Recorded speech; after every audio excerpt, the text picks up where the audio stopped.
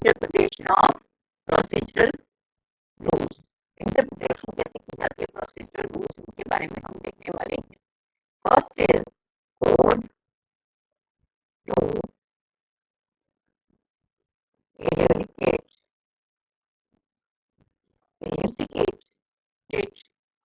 the genuine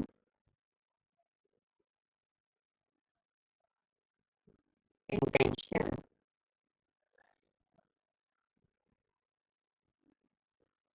of the legislature।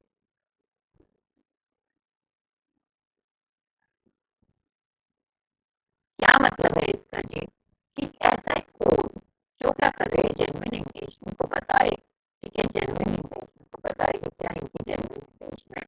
ठीक है, इलेस्टिकेट का मतलब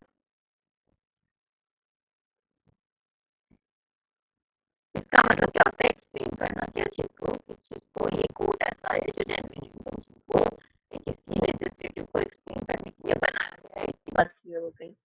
देन ये क्या है आगे हम बताती हूँ मैं आपको। इसमें क्या है हम पढ़ेंगे कि ये क्या है, इंटरप्ट किया गया है। क्या किया है, इंटरप्रिएट किया गया है। क्या किया गया है, इंटरप्रिएट किया गया है। किस चीज के इंटरप्रिएशन है ये, बहुत ज्यादा इंटायर इनएक्टमेंट को, ठीक है, इंटायर इनएक्टमेंट को क्या किया गया है, इंटरप्रिएट किया गया है। और एक सॉरी ओवर आर्किंग जो क्या है, हमने इंटेंट के साथ इसे कन्वे किया गया है। कितनी सी बात समझ आ रही है, बहुत सिंपल सी बात है। ठीक है, इसमें क्या किया, इसे एनालाइज एसोसिएशन में नहीं किया जा सकता। इसको अकेले रख के आप एसोसिएशन में एनालाइज नहीं कर सकते। एसोसिएशन में एनालाइज क्या नहीं कर सकते, एसोसिएशन में एनालाइज नहीं कर सकते। ये बात का हमें ध्यान रखनी है। अब आगे मैं आपको ये बताना चाहूंगी कि जो क्या है, इसका ऑब्जेक्टिव क्या है। क्या है यहाँ का ऑब्जेक्टिव, यस, ऑब्जेक्टिव है क्या इस चीज का, इस एक्ट का क्या ऑब्जेक्टिव है। तो फर्स्ट ऑफ ऑल ये क्या फैसिलिटेट करता है, attainment of justice. Attainment of justice का फैसला करता है। ये फर्स्ट इसका क्या है, ऑब्जेक्टिव है। इतनी बात क्लियर हो रही है, फर्स्ट ऑब्जेक्टिव समझ आ रहा है। और rather than serve as a means to end, और rather than serve as a means to end, मतलब इसका सिर्फ ये मतलब नहीं है कि भाई सजा मिल जाए, ठीक है, केस सॉल्व हो जाए। लेकिन ये क्या है, ये जस्टिस भी क्या करता है, इंटरटेन करने में क्या करता है, हेल्प करता है। अटेन करने में क्या करता है, हेल्प करता है। इस चीज का हमें क्या है, ध्यान रखना है। अब इसमें क्या है, दो केसेस हम पढ़ने वाले हैं, टू केसेस हैं। फर्स्ट केस इज क्या केस है, I will type this case. ठीक है, तो फर्स्ट हमारा केस क्या है, संग्राम वर्सेस इलेक्शन ट्रिब्यूनल, कोथक AIR 1955, सुप्रीम कोर्ट 425। तो ये हमारा केस है। इस केस में क्या हम पढ़ने वाले हैं, ये सब मैं आपको अभी बताने वाली हूँ। हाँ जी, तो अब क्या है, ये केस जो हमारा है, इसमें हम ये देखने वाले हैं कि किस तरीके से हमें क्या है, वर्क करना है। तो ये जो केस है, इसमें हमें बताया गया है कि ये चीज जो है वो क्या प्रमोट करती है, प्रमोट करती है किस चीज को, सोशल जस्टिस को। किसको जी, सोशल जस्टिस को क्या है, ये प्रमोट करती है। क्या, ये हमारी जो एक्ट है, ठीक है, ये प्रोसीजरल रूल्स जो है, ठीक है। अब इसमें क्या है, एक्सेसिव इसका जो इंटरप्रिटेशन किया जाता है, कि इंटरप्रिएट किया जाता है, वो क्या है, एक्सेसिवली टेक्नोलॉजिकल होता है। ठीक है, टेक्नोलॉजिकल, तो वो टेक्नोलॉजिकल इसके पार्ट में एविडेंस को भी क्या है, इसको कंसीडर किया जाएगा। ये क्या है, BSA में हमें दिया गया है। ठीक है, ये क्या है, इसमें क्या है, इसको और एक्सपेंड कर दिया गया, इसका जो क्या कर दिया गया और एक्सपेंड कर दिया गया, इंटरप्रेट किया गया, इसी चीज को क्या है, expensively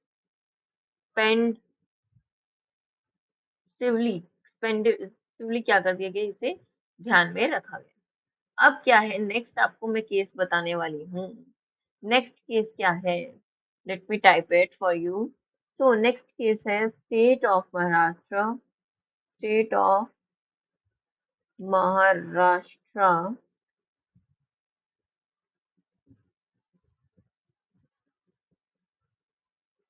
Maharashtra versus Praful Desai AIR 2003 supreme court 2053 number. तो ये केस हमें कहता क्या है, कहता कुछ ज्यादा नहीं है, सिंपल सी बात करता है। ये क्या कहता है, the court assert that one should not rely dictionary definition. तो क्या है, हमें डिक्शनरी की जो डेफिनेशन है उस पे क्या करना नहीं चाहिए, रिलाई हमें नहीं करना चाहिए। किस चीज पे, डेफिनेशन पे, किसकी, डिक्शनरी की डेफिनेशन के लिए हमें रिलाई नहीं करना चाहिए। when a straightforward reading of the provision clarifies the intended meaning, जब क्या है, ये जो प्रोविजंस होते हैं उसकी स्ट्रेट फॉरवर्ड रीडिंग क्या करती है हमें इंटेंडेड, इंटेंट क्या है उस मीनिंग के पीछे, इंटेंडेड मीनिंग के बारे में हमें बता देती है। ठीक है, वेरी सिंपल, बहुत सिंपल सी बात कही गई है। अब आगे आपको ये बता दिया जाएगा कि ये दो जो इंटरप्रिएशंस हैं, द सिचुएशन प्रेजेंट्स टू इंटरप्रिएशन, ये जो टू इंटरप्रिएशंस है वो क्या है, the more restrictive of which would fall to fulfill the evident purpose of the legislation।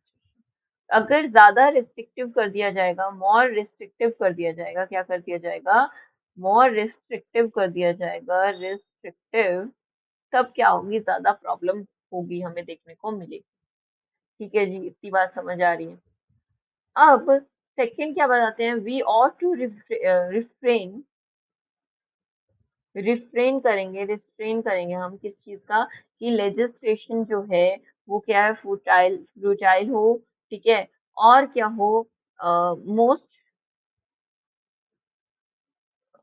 Most रूबस्ट इंटरप्रिएशन हो, मोस्ट रूबस्ट इंटरप्रिएशन हो। ठीक है जी। अब ये क्या है, premise that the parliament would enact legislation solely to achieve meaningful outcome.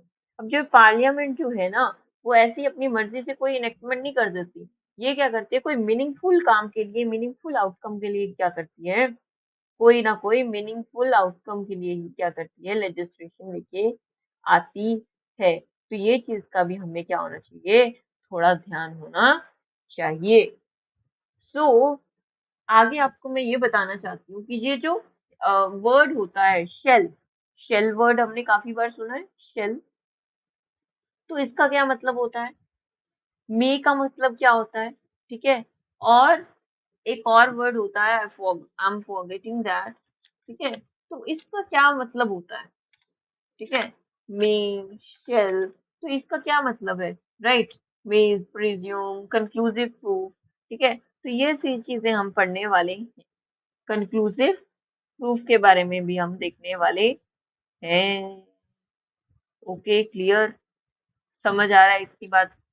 अब आगे मैं आपको ये बताने वाली हूँ, क्या बताने वाली हूँ, कि ये क्या है, प्रोसीजरल जो regulation should be considered as a guideline. इस चीज को क्या है, जो प्रोसीजर जो है उसे एज अ गाइडलाइन देखना चाहिए, हमें गाइड कर रही है, ठीक है, बिल्कुल वही नहीं कि अगर ये लाइन खींच ली तो बस इसी के ऊपर चलना है, और भले वापस साइड में जगह हो, लेकिन हम तो चलेंगे, यहीं चलेंगे, यहीं चलेंगे, तो ये चीज ऐसी ना हो, सिर्फ गाइडलाइन है, मतलब you can go like this, ठीक है, इधर से इधर जा सकते हो, नो प्रॉब्लम। अब इसमें क्या है, ये जो है, if it's breach does not preclude parties from receiving a fair hearing, तो ये चीज क्या है, फेयर हियरिंग जो है, फेयर हियरिंग जो है, इससे क्या है, कोई भी मना आपको नहीं कर रहा है, ये चीज हमें पता होनी चाहिए।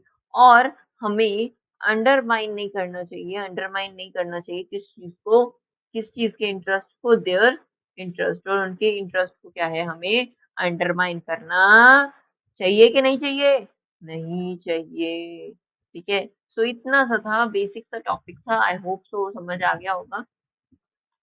ठीक है, तो इंटरप्रिटेशन में हमने क्या देखा, ये कोड होता है जो कि जेन्युइन इंटेंशन लेजिस्लेटिव है उसको बताता है, एक्सप्लेन करता है, इंटरप्रेट करता है सारे इनेक्टमेंट को, और ओवर रीचिंग क्या है, ओवर आर्चिंग इंटेंट के साथ पूरा ध्यान से रखता है कि क्या क्या हो सकता है, और आइसोलेशन में ये कोई काम नहीं करता। ठीक है, एनालाइज एसोसिएशन में नहीं हो सकता, अकेले में नहीं हो सकता।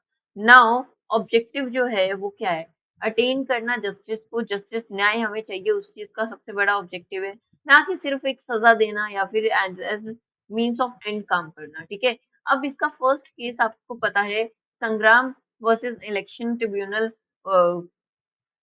कोकट, ये केस है एयर एआईआई 1955 सुप्रीम कोर्ट का 1-25 का, जो कि आप प्रमोट करता है, किस चीज को प्रमोट करता है जी, सोशल जस्टिस को। सभी सोशल जस्टिस पे प्रमोट करेंगे, ये लाइन तो आप हर जगह लिख सकते हैं। और इंटरप्रेट करते हैं किस चीज को, टेक्निकल एविडेंस को भी, और एक्सपेंड भी करते हैं, एक्सपेंडिवली करते हैं अच्छे से। ठीक है, नेक्स्ट केस आ जाता है हमारा, case of Maharashtra, Maharashtra versus फुल प्राफुल देसाई एआरआई 2003 से सुप्रीम कोर्ट 2053 का ये केस है। ठीक है, डेफिनेशन क्या है, डिक्शनरी में दी जाती है, वो उसे हमें क्या है नहीं मानना, जब तक क्या है हमें प्रोविजंस क्या है, इंटेंडेड मीनिंग क्या है, एक सिंपल रीडिंग पे बता रहे हैं।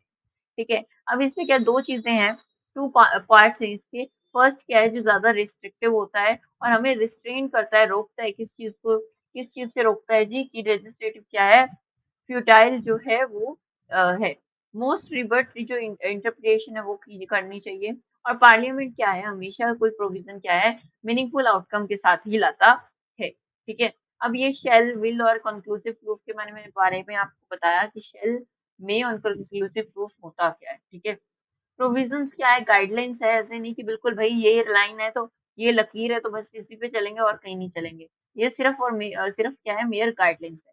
और ये चीज क्या है, आपका फेयर हियरिंग का प्रिक्लूड नहीं करती। ठीक है, फेयर हियरिंग तो होगी होगी, और अंडर माइन नहीं करना चाहिए हमें कोई भी तरह के इंटरेस्ट को। So that was it in this video. I hope आपको रिवीजन भी अच्छी लगी हो। सो मेरे वीडियोस में एक पैटर्न है, लास्ट में मैं रिवीजन रिवीजन कराती हूँ। So in the last I will make a पूरा वन शॉट वीडियो, जिसमें ये सारा रिवीजन वाला एक वीडियो में डाल के आई will make it for you, ताकि आपको इजीली रिवाइज कर सको। ठीक है, so that was it in this video. Thank you so much. जय हिंद, जय Bharat, keep learning, keep smiling.